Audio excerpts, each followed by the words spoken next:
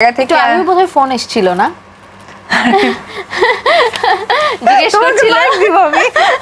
জিজ্ঞেস করছিল মা কোথায় আছে, মানে আমার হঠাৎ করে একটি ইন্টারভিউর অনুষ্ঠানে অপু বিশ্বাসের ফোনে তার শ্বশুরের কল আসে, অর্থাৎ শাকিব খানের বাবার, আর যার ফলে উপস্থাপিকা তাকে এই প্রশ্ন করলে তিনি বেশ লজ্জায় পড়ে যান। আর তাদের প্রতি আমার এখন অনেক অনেক অনেক সম্মান, শ্রদ্ধা এবং আমাকে কি পরিমাণ স্নেহ করে যে আমি সামটাইম আমার বাবা মা যে কাছে নেই এটাও ভুলে যাই। কারণ বাবা মাদের একটা নেচার্স আছে কিন্তু যে কি খাচ্ছি, কোথায় যাচ্ছি, কেন যাচ্ছি, তো এই বিষয়গুলো এখনো চলমান। একটু আগে বোধহয় ফোন এসেছিল না?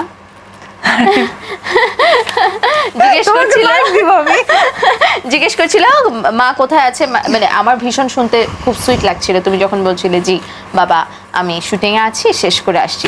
তো দায়িত্বের জায়গা থেকে সবাই সবার দায়িত্ব যদি পালন। অপু বিশ্বাসের কথা শুনে অনেকে এটাই ধারণা করছে শাকিব খানের বাবা মা এখন পর্যন্ত অপু বিশ্বাসকে তাদের ছেলের বউ হিসেবে মেনে নিয়ে তার সাথে সম্পর্ক টিকিয়ে রেখেছে। দর্শক, আপনারা বিষয়টি কিভাবে দেখছেন আমাদের অবশ্যই কমেন্ট করে জানাবেন।